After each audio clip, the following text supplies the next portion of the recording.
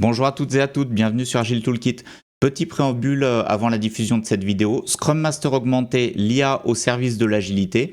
En fait, cette vidéo, elle fait un bilan et une synthèse de toutes les expériences que j'ai faites sur la chaîne via les vidéos agilité et IA depuis plus d'1 an et demi maintenant. Alors, cette vidéo, elle se base sur les slides d'une conférence que j'ai faite Azure Tech Summer 2026 à Sophia Antipolis. Et donc dans la vidéo, je parais un petit peu fatigué parce que j'étais effectivement fatigué parce que j'ai voyagé à Sophia Antipolis, le voyage c'était un petit peu galère et en plus il faisait très très chaud.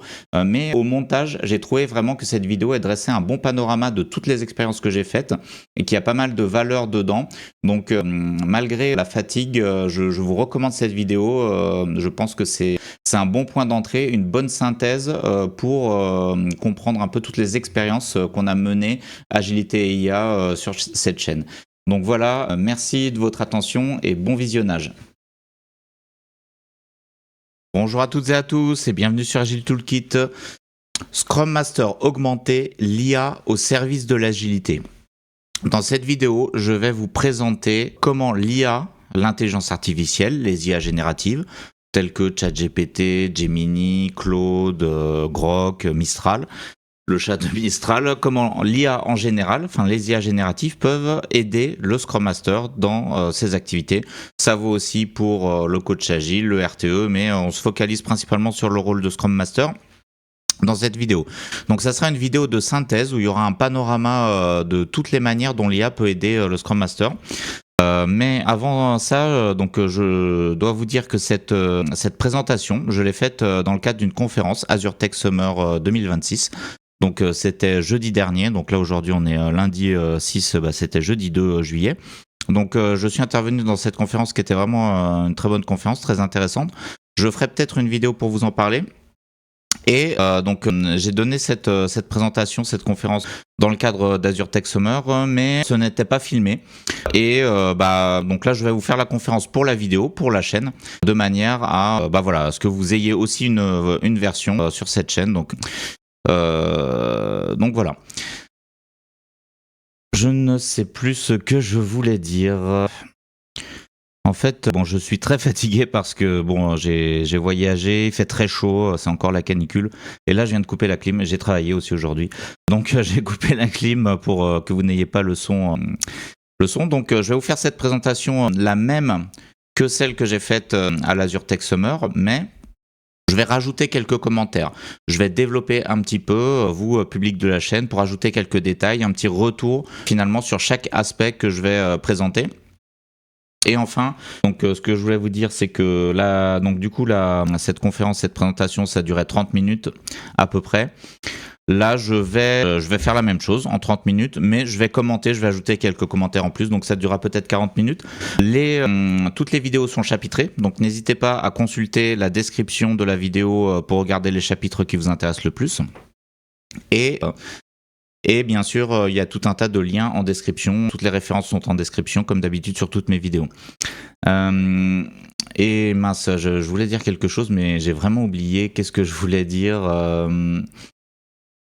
ça me reviendra peut-être. Ça me reviendra. Ah oui, ce que je voulais dire, voilà, c'est que cette vidéo, c'est une forme de bilan. Après, j'ai commencé les travaux sur le rôle, sur l'IA pour le rôle de Scrum Master, coach agile, RTE, mais surtout Scrum Master. J'ai commencé ces travaux il y a 1 an et demi, peut-être même un peu plus que ça encore. Il faudra regarder sur la chaîne. Donc avec les premières vidéos, d'ailleurs, on peut le regarder directement parce que j'ai ouvert un onglet sur la chaîne. Donc vous avez la playlist agilité et IA. Alors comment on fait pour voir les playlists C'est ici. Playlist agilité et IA, playlist complète. Donc la toute première vidéo date de 1 an. Normalement c'est plus, mais je pense que c'est plus. On va cliquer. C'est peut-être pas très précis, ou alors c'est peut-être moi qui me trompe. 23 octobre 2024. Donc c'est il y a plus d'1 an ça. C'est il y a 1 an et 6 mois peut-être. Bon bref, peu importe. Donc là, j'ai fait pas mal d'expériences. J'ai fait beaucoup d'expériences autour de l'agilité. Je vous ai pas tout montré sur la chaîne. Là, on va refaire un petit panorama, commenter tout ça. Donc, et après, ça sera l'occasion de de tirer un petit bilan et de continuer de nouvelles expériences, de se redéployer à la lumière de ce qu'on a appris avec toutes ces expériences, de se redéployer sur cette activité agilité et IA. Donc, tout d'abord, pourquoi mélanger IA et Scrum Master? Bon, bah ça c'est assez simple. C'est parce que l'IA c'est un outil. Alors j'ai mis versatile, mais j'aime bien aussi le mot de tout terrain. Donc c'est un vrai couteau suisse. Avec l'IA, on peut faire tout ce qu'on veut. On peut générer des images, on peut faire des résumés de texte. L'IA peut répondre à n'importe quelle question. L'IA peut générer du code, etc. Donc voilà, on peut tout faire. Donc pourquoi pas de l'agilité finalement? C'est naturel. Et c'est aussi un outil nouveau. Donc c'est un outil qu'il faut apprivoiser. Pour chaque métier doit apprivoiser cet outil. Parce que chaque métier va l'utiliser d'une manière différente.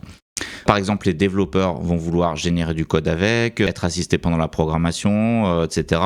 Un Scrum Master, lui, vous allez le voir, toutes les manières dont je l'utilise dans cette vidéo. Un Scrum Master, lui, va vouloir, par exemple, générer des templates de rétrospective, etc. Un graphiste ou un artiste va vouloir générer des images artistiques. Donc voilà, il y a plein de manières de l'utiliser. Et finalement, il n'y a pas de mode d'emploi parce que cet outil est nouveau. Il a débarqué comme ça. Ça a apparu, les premières versions de l'IA générative grand public sont apparues fin 2022. Et donc c'est relativement nouveau. Ça fait quand même à peu près 4 ans, mais c'est relativement nouveau. Donc chaque métier doit se saisir de ces nouveaux outils. Alors de cet outil, ces nouveaux outils, parce qu'en fait c'est plusieurs choses, plusieurs outils en un, comme le couteau suisse que je vous présente. Donc il faut s'en saisir et voir comment on peut l'utiliser pour gagner du temps, pour générer de la valeur. Donc qu'est-ce que c'est la valeur? C'est faire les trucs qui nous intéressent de manière automatique. Donc par exemple un template de rétro. Voilà. Donc c'est la tâche que je me suis donnée. Alors dans cette présentation, c'est vraiment des retours d'expérience réels et concrets. Parce que j'ai vu plein de présentations d'IA sur l'IA depuis quelques années maintenant, notamment sur l'agilité et l'IA, j'en ai vu aussi. Par exemple, à Agile en scène 2025, l'an dernier, il y a une vidéo sur la chaîne, vous pouvez aller la voir. Donc j'ai été assisté en tant que spectateur à Agile en scène et j'ai pu voir des présentations sur l'IA, mais il n'y a pas que à cet événement. Donc, et parfois, l'IA, on a un discours qui est très optimiste, qui est un discours séduisant, mais quand on utilise l'IA, finalement, c'est pas aussi bien que ce qu'on pouvait espérer en voyant un proof of concept qui fait des tas de choses. Donc c'est pour ça que ici j'ai mis un robot IA qui charme un serpent entreprise. Donc je sais pas si l'analogie est très bonne, mais voilà. Donc le serpent est hypnotisé par l'IA. Mais en fait, il y a aussi beaucoup de déceptions. Donc d'ailleurs, j'ai fait une vidéo sur la chaîne Pourquoi l'IA déçoit. Bon, et donc dans cette présentation, moi, ce que je vais montrer, c'est pas du tout des choses qui vendent du rêve, c'est pas du tout des choses imaginaires, c'est vraiment un retour d'expérience concret de choses que j'ai faites. Donc là, vous avez le personnage qui met les mains dans le cambouis du robot qui essaye de le bricoler. Tout ce que je vais vous montrer, je l'ai testé en situation réelle. Certaines choses fonctionnent et donc je les utilise en situation réelle. D'autres choses ne fonctionnent pas et là, je vous le dirai. Donc là, voici le plan. Donc le plan est sous forme de post-it. Donc sur la partie gauche ici, vous avez les use cases qui fonctionnent, que vous pouvez utiliser. Au milieu, les use cases que j'ai testés mais qui ne fonctionnent pas vraiment mais qui sont prometteurs quand même. Et alors là c'est plutôt ce qui fonctionne pas, et là ici c'est les use cases du futur que j'aimerais tester mais que j'ai pas encore vraiment testé, donc c'est pour ouvrir un petit peu. Et du coup en regardant cette vidéo vous aurez un bon panorama de toutes les expériences qu'on a fait sur la chaîne, donc expériences qui sont ici sur la playlist agilité et IA. Et donc vous pouvez aller consulter la playlist d'ailleurs si vous voulez avoir plus de détails. Donc vous aurez un bon panorama de tout ce qu'on a fait. Et vous pourrez également utiliser les trucs et astuces que je vous donne pour les utiliser si vous êtes Scrum Master, si vous êtes coach agile, RTE éventuellement. Donc dites-moi en commentaire d'ailleurs si vous êtes Scrum Master, coach agile ou RTE et que vous avez utilisé certains des trucs ou si ça vous a intéressé ce que j'ai fait. Donc on commence tout de suite par l'IA comme coach agile. Répondre à des questions d'agilité. Donc j'ai fait ce test. Donc là il y a tout un benchmark, donc je vais aller directement dans le site web. Alors là je mettais des QR codes dans la présentation parce que pour que les gens ils puissent scanner le QR code et aller voir eux-mêmes sur leur propre ordinateur ou sur leur propre téléphone les éléments que je donne, parce que tout est public, tout est gratuit bien sûr dans ce que je fais sur cette chaîne. Alors ici, j'ai fait tout un tas de tests où j'ai posé des questions à l'IA sur l'agilité pour savoir si elle sait bien répondre aux questions ou pas. Par exemple, alors les questions, il y en a plein sur la chaîne. Pour chacune des questions, pour chacun des tests, c'est filmé et c'est sur la chaîne, donc vous pouvez aller tous les voir si vous voulez. Donc par exemple, je demande, je veux faire là c'est que des formes synthétiques de questions, mais il y a des questions plus longues. Je veux faire une animation tournante de daily, mais certains team members refusent. Comment faire? Mon équipe ne veut pas faire de démo, mon équipe ne veut pas faire de rétrospective. Comment faire? Par exemple, des conflits entre l'équipe qui veut résorber la dette technique et le PO qui ne veut pas. Comment gérer cette situation? Je veux comparer la vélocité des équipes. Comment faire? Donc ça, c'est des questions pièges parce qu'en fait, c'est pas bon de comparer la vélocité des équipes. Donc normalement l'IA devrait dire qu'on ne devrait pas le faire. Bon, voilà, je vous simplifie, c'est hyper simplifié, je ne vais pas rentrer dans le détail, mais j'ai fait tout un tas de tests. Et donc vous avez les notes ici en bas du tableau, les notes moyennes rapportées sur 20. Et on constate que les meilleures notes, c'est Grok, ensuite Gemini 1.5 Flash, alors c'est des très vieilles versions d'IA, je vais vous en parler juste après, ensuite Perplexity. Donc là, vous avez un podium.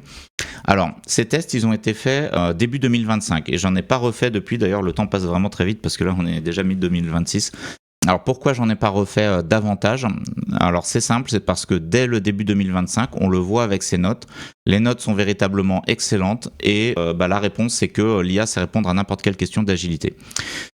Et donc la meilleure à l'époque c'était Grok, mais c'est assez particulier. Je pense maintenant elles auraient toutes 19 ou 20 sur 20 peut-être. Il faudrait refaire des tests parce qu'elles sont encore meilleures maintenant. Et à l'époque, au moment où j'ai fait les tests sur Grok, Grok était l'IA la plus grosse en nombre de paramètres, la plus puissante pendant un court instant. Donc maintenant c'est plus le cas, mais voilà, donc ça répond très bien aux questions. Donc vous aurez bien sûr le lien en commentaire si vous voulez analyser tout ça. Et en fait, la conclusion de ça, c'est que l'IA sait bien répondre aux questions d'agilité en fait.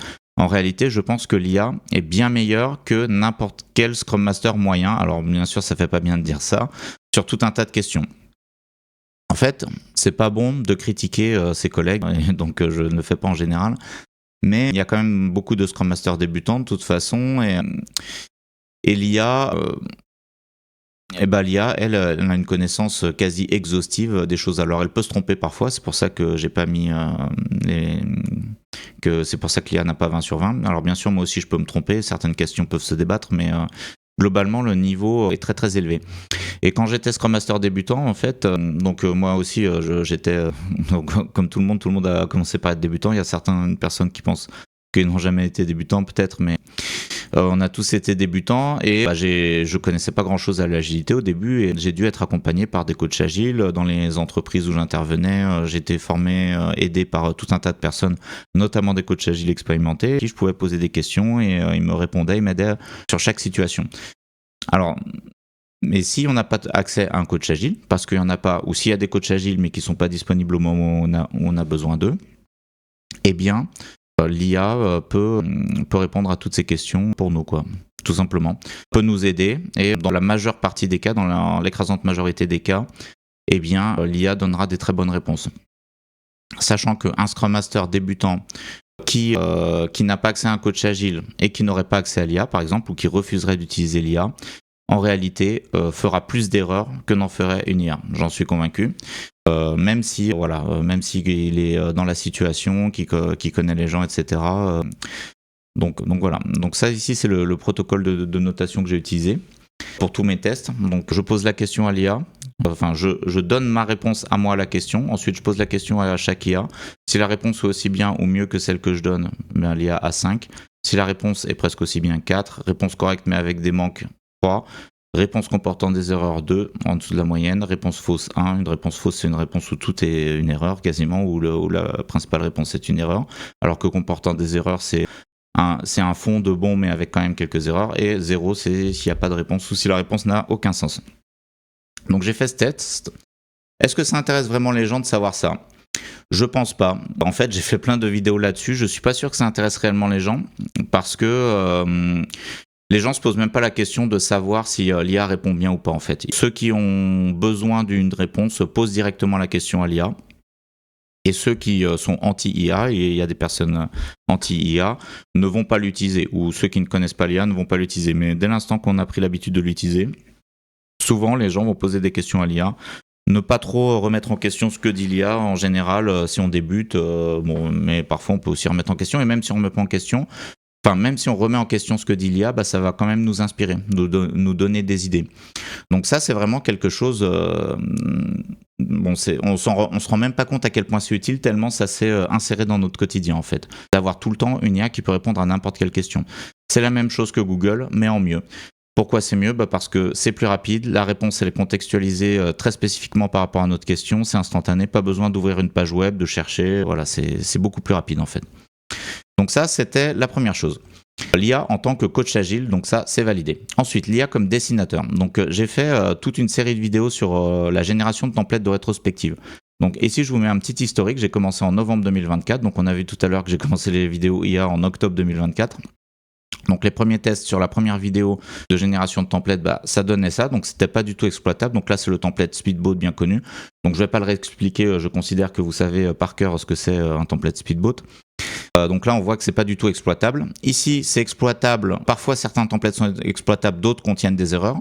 Par exemple celui-ci, bon il y a plusieurs encres, bon ça c'est pas très grave, il y a des fautes dans le texte, mais globalement c'est presque exploitable, et en refaisant plusieurs essais on arrivait à faire des choses exploitables. Et avec la toute dernière version de ChatGPT, donc mars 2026, donc ça c'est assez récent, avec la dernière version de génération d'images de ChatGPT, eh bien on a des templates non seulement magnifiques, mais parfaits quasiment à chaque fois pour les choses classiques. Et voilà. Donc là, le problème de génération de templates de rétro est résolu. Et même, on peut aller beaucoup plus loin en faisant des templates custom. Par exemple, ici, un template Roland Garros customisé. Enfin, c'est un template Speedboat thémifié par rapport à Roland Garros. Donc là aussi, j'ai tout un ensemble de vidéos dédiées. Si jamais ça vous intéresse, les rétrospectives, les templates de rétrospective, eh bien, sachez que sur mon site, il y a tout, je mets tous les templates de rétrospective en accès gratuit, bien évidemment. Donc, vous pouvez les retrouver. Par exemple, voilà, celui-ci dont je vous parlais juste à l'instant. Voilà, pas la peine d'en dire plus. Ah si, template Tour de France. En ce moment, c'est le Tour de France, mais j'ai même pas encore commencé à regarder. Donc, vous avez tout ici. Et vous avez aussi toute une série de vidéos. Alors, il n'y a pas une playlist spéciale template de rétro. Bah si. En fait, si, il y a une playlist spéciale rétrospective. Je vais essayer de la trouver. Bon, vous pouvez aller la voir. Je vous mettrai bien sûr le lien en description. Enfin, je ne sais pas si je vous mettrai le lien vers la playlist spécifiquement, mais c'est assez facile à trouver. Rétrospective agile. Bon, donc là, hop, voilà, je coupe. Donc là, j'ai fait beaucoup de vidéos sur les rétrospectives aussi. Sur la chaîne. Et là, alors vous allez dire que je suis un petit peu aigri, un petit peu déçu, mais est-ce que ça intéresse les gens ? Alors ça fonctionne parfaitement. Si vous voulez vraiment générer des templates de rétrospective, allez voir ma playlist. Donc je donne plusieurs techniques pour générer des beaux templates de rétrospective. Je pense qu'ils sont intéressants. Mais est-ce que ça intéresse les gens de la chaîne ? Donc je vous fais aussi un petit retour d'expérience par rapport à la chaîne. Je pense pas vraiment, parce que les vidéos ont très très peu de vues. Enfin très peu de vues, oui. Certaines ont 4 vues, 5 vues. Alors est-ce que c'est de ma faute ? C'est peut-être moi qui suis pas un bon animateur, mais bien sûr, mais bon, d'autres vidéos que je fais ont quand même plus de vues. Donc même si je suis pas très bon, en fait, en relatif, les vidéos sur les rétrospectives ne marchent pas tellement, parce que je suis pas sûr que les Scrum Masters soient vraiment intéressés à faire des bonnes rétrospectives. C'est triste à dire, mais souvent les Scrum Masters, en général, ils défendent cet événement de la rétrospective. Mais oui, en fait, je sais pas. En fait, je sais pas. Je constate quand même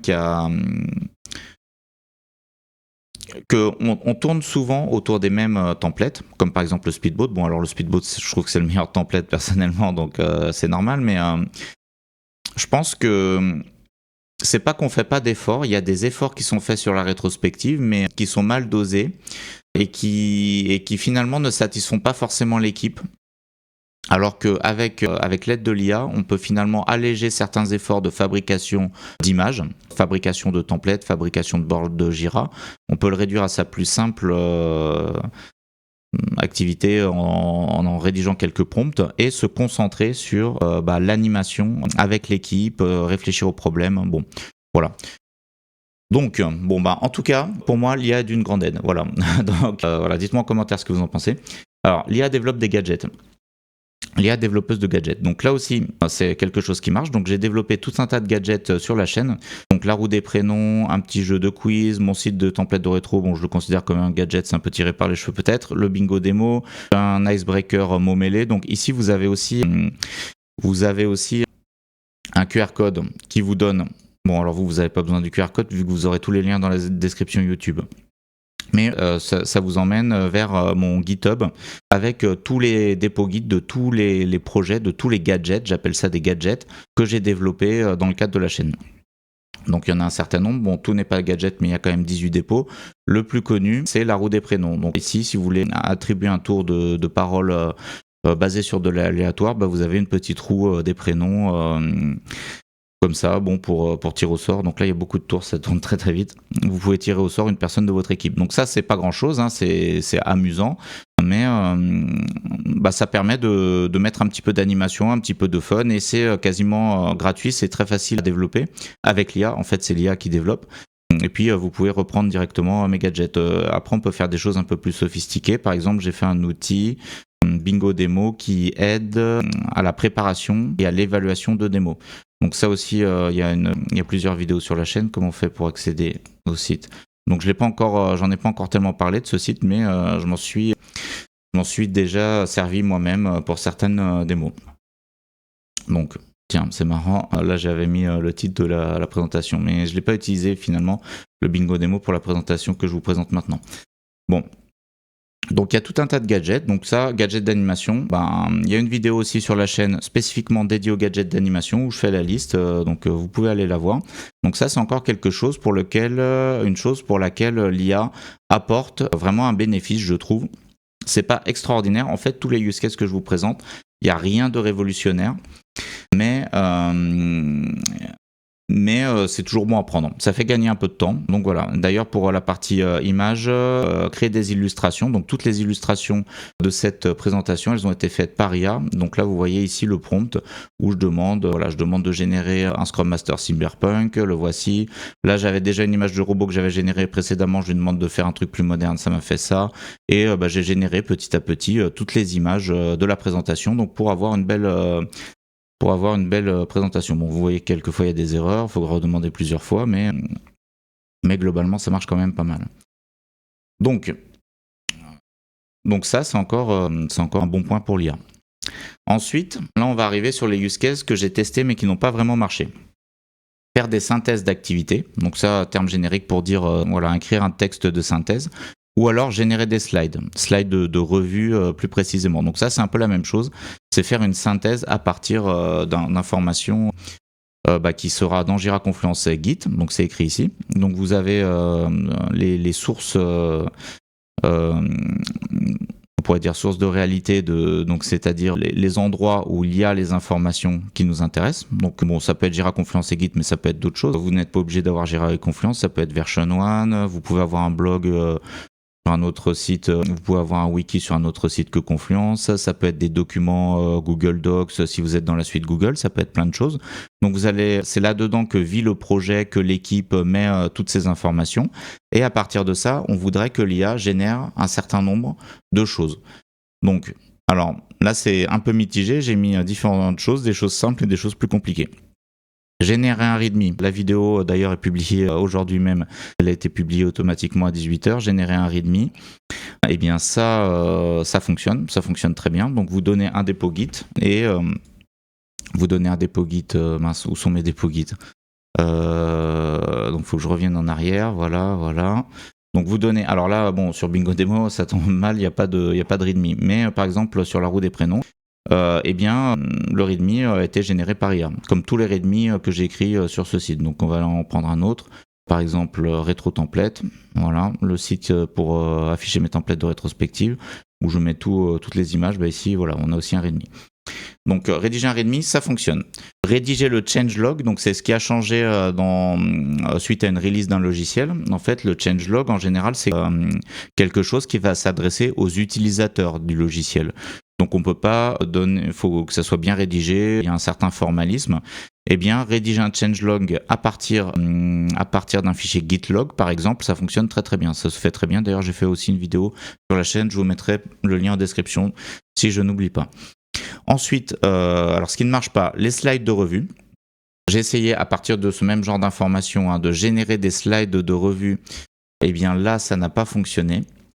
Pourquoi ça n'a pas fonctionné ? Pour plein de raisons, parce que générer des slides, c'est vraiment très compliqué en général. Pourquoi ? Parce qu'il y a le fond et la forme. Et donc le fond, c'est qu'est-ce qu'on écrit comme slide, quel texte on va écrire, quelles informations on va sélectionner.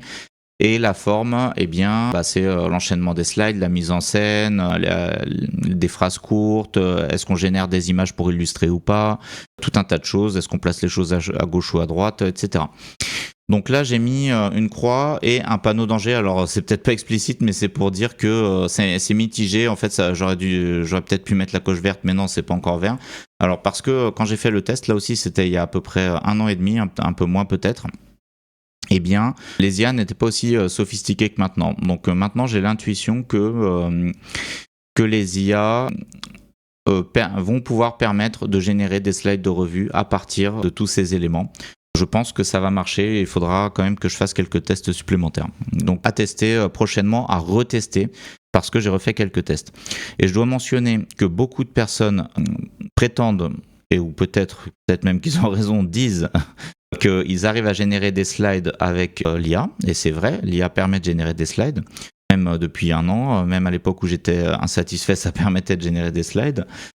En fait, et ils en sont contents, mais moi je n'en étais pas content parce que j'ai un niveau d'exigence de qualité par rapport au contenu, par rapport à l'esthétique, par rapport à tout ce que vous voulez. Alors bon, vous pouvez me dire que mes présentations, vous les trouvez de mauvaise qualité sur ma chaîne, peut-être c'est possible, tout est affaire de goût, mais en tout cas, moi je n'ai jamais réussi à générer ce que je voulais avec l'IA par rapport à mes exigences, par rapport à mes critères à moi. Et donc je pense qu'en général, alors à l'époque, ce que générait l'IA en termes de qualité de présentation n'était pas à la hauteur de ce qu'on attend dans un contexte professionnel, en termes de contenu, en termes de présentation, même si, vu de loin, ça en jette, c'est impressionnant, mais voilà, donc il faut rentrer dans le détail et faut aller au-delà de l'effet waouh et vraiment juger les choses précisément. Et ensuite, compte rendu d'activité, donc là c'est plus en mode formel. Alors dans l'agilité, on n'est pas censé écrire des comptes rendus d'activité, on n'est pas censé écrire des rapports, parce que ce qui fait finalement office de compte rendu d'activité, de rapport, c'est les revues démos qu'on fait auprès des parties prenantes. Mais il y a quand même beaucoup d'entreprises où c'est quand même demandé d'avoir des choses rédigées, parce que on n'est pas forcément en agilité pure, ça s'hybride toujours avec d'autres pratiques d'entreprise, donc c'est normal. Alors j'ai essayé de faire générer ça avec l'IA, et là ça ne marche pas parce que c'est vraiment très compliqué. Donc je ferai des vidéos dédiées là-dessus, j'aurai beaucoup de choses à dire, ça sera passionnant. Pour l'instant, on ne peut pas générer un bon compte rendu avec l'IA, mais on peut générer un mauvais compte rendu qui ressemble à un bon compte rendu, donc un mauvais compte rendu qui aura des erreurs, où le niveau de pertinence des informations ne sera pas très correct. Ça, on peut le faire. Mais si on est vraiment très exigeant sur la qualité du compte rendu du résumé, pour l'instant ce n'est pas possible. Mais je vous en reparlerai dans toute une série de vidéos, mais je suis pas sûr de les faire cette année parce que on est déjà au milieu de l'année et voilà. Donc là je partirai en vacances, donc je ferai pas de grandes vidéos, et ensuite ça sera la rentrée, et après on arrivera vite sur 2027. Donc les prochaines expérimentations. Donc ça c'était un peu décevant, mais à retester à mon avis. Mes prochaines expérimentations, très prometteuses. Alors manipuler le backlog, ça va un peu avec l'histoire des comptes rendus, mais d'une manière différente et plus facile d'une certaine manière. Manipuler le backlog, qu'est-ce que ça veut dire ? C'est connecter l'IA à un Jira, tout simplement. Alors Jira ou autre outil, mais le Jira c'est le plus commun, donc c'est celui que j'utilise dans mes exemples. Mais pas que Jira, Confluence, GitHub, GitLab, des documents textes. Donc ça, c'était déjà valable pour le cas précédent. Mais là, manipuler le backlog pour tester la conformité de ce qui est écrit dedans par rapport à certains critères. Donc on va vérifier que le user story, que avant d'embarquer une user story dans un sprint, les critères de la definition of ready sont bien validés. Avant qu'une user story soit mise à done, on va vouloir vérifier que les critères de la definition of done sont validés. Et l'IA, là, ce qu'on peut espérer, c'est que l'IA, elle soit apte à juger de ces critères, au moins partiellement, ou du moins qu'elle puisse nous signaler des manques. Donc même si c'est pas exhaustif, ça peut nous aider. L'IA pourra également nous aider à la rédaction des user stories, des features, etc. Et pour, par exemple, se comporter dans un backlog refinement comme un team member, qui penserait un peu à tout et qui laisserait rien passer, ou qui apporterait juste un autre regard sur ce qui est proposé, sur ce qui est demandé. Ça peut aider aussi à faire de la recherche d'informations. Donc si on connecte une IA à toutes ces sources d'informations, si on se souvient plus quand est-ce qu'on a fait telle feature, si on se souvient plus de certains aspects fonctionnels, on pourrait poser la question, par exemple, un développeur a besoin de développer une feature métier mais se souvient plus de tel ou tel aspect fonctionnel ou comprend pas tel ou tel mot de vocabulaire, il pourrait demander à l'IA qui va rediriger, qui va agir comme un moteur de recherche et donner des éléments de compréhension ou même carrément répondre directement à la question. Donc connecter l'IA à un backlog, c'est plus qu'un backlog, Confluence, GitHub, GitLab, Documentext. Connecter l'IA, j'ai mis backlog, j'aurais pu mettre à toutes les sources d'informations du projet. Voilà. Aide à la rédaction de backlog, alors ça je l'ai déjà dit. Mais oui, c'est bizarre, c'est une petite erreur, mais aide à la priorisation, c'est plutôt ça que je voulais dire.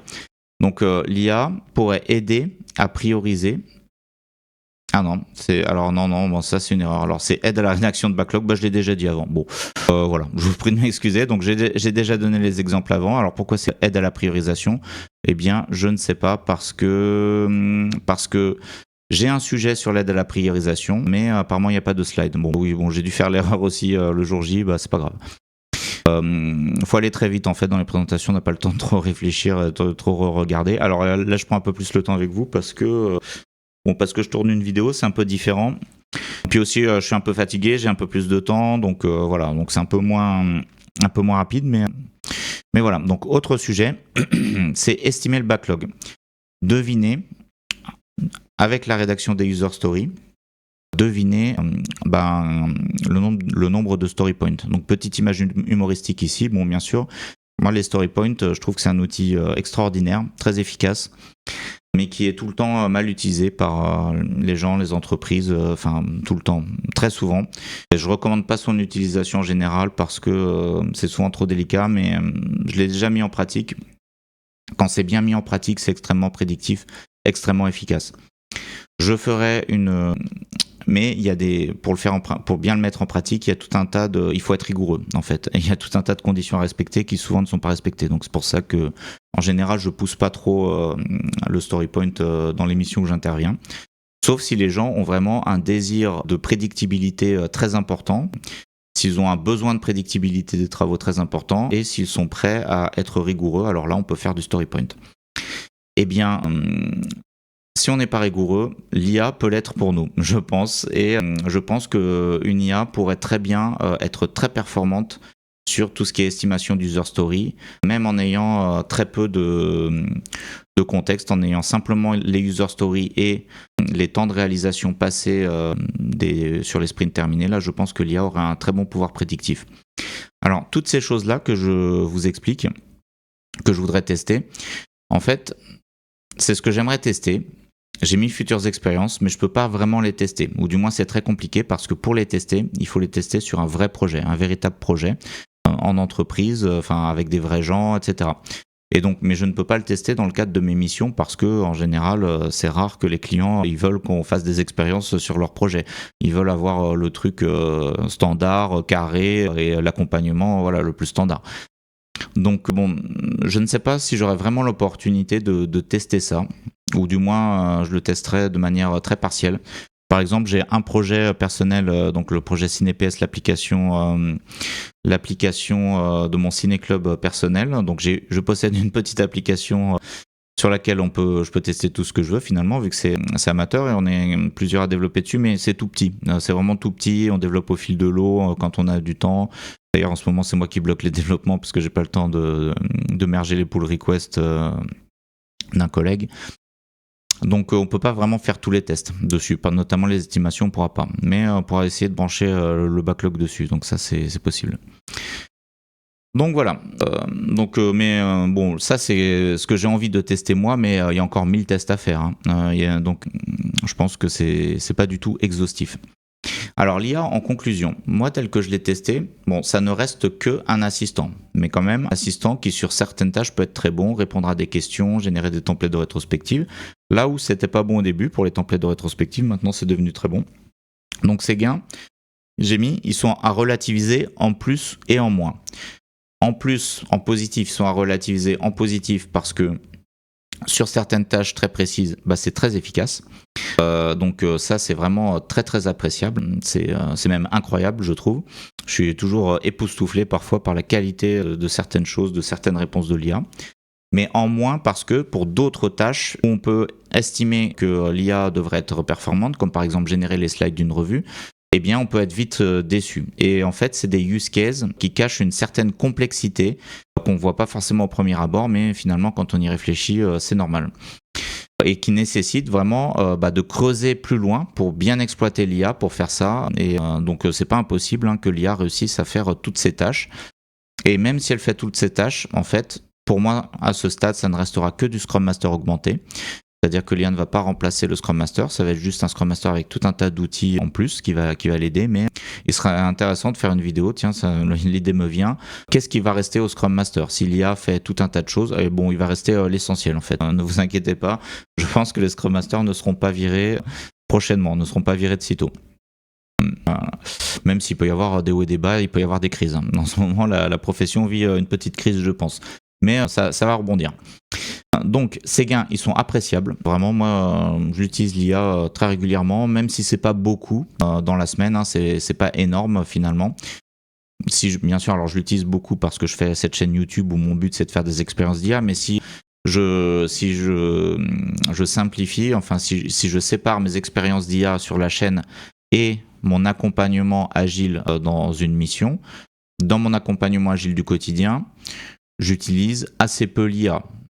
C'est l'ordre de grandeur, ça va être 1 heure par semaine pour faire un template de rétro, pour faire un petit gadget d'animation, parfois pour faire un résumé d'une prise de notes ou des choses comme ça. Ça reste quand même assez limité parce que l'IA n'est pas si puissante que ça, mais chaque fois que je l'utilise avec ces bons use cases que je vous présente là, ça me fait gagner du temps, donc c'est appréciable. Et d'autres use cases sont vraiment très prometteurs si on creuse un peu plus. Et moi, je pense pas que l'IA va évoluer beaucoup plus que ce qu'on a maintenant. Je pense qu'il y a un certain plafond, donc je vous redirige vers la vidéo pourquoi l'IA ne progresse plus que j'ai faite sur la chaîne où j'explique tous mes arguments de pourquoi je pense que l'IA va plafonner. Mais même si l'IA plafonne, notre profession de Scrum Master, notre profession de Scrum Master Coach Agile RTE, les professions agiles n'ont pas encore découvert toutes les manières d'utiliser l'IA. C'est un apprentissage, je pense, qui va prendre des années et qui va se faire comme je le fais moi en faisant des expériences et on va se partager ça les uns les autres au fur et à mesure. Donc voilà. Alors, ça fait déjà 40 minutes que je tourne. Bon, c'est normal, j'ai donné un peu plus d'explications. Là-bas, c'était une vidéo de prévue en 30 minutes, mais bon, là, je suis un petit peu plus lent aussi. Mais en conclusion, donc là, bon, il y avait un slide pour les questions, mais voilà, si vous avez des questions, posez-les en commentaire, j'essayerai de répondre à toutes les questions. Alors, cette présentation, je ne la referai pas telle qu'elle. Je vais l'améliorer grandement à la lumière de tout ce que je vous ai dit.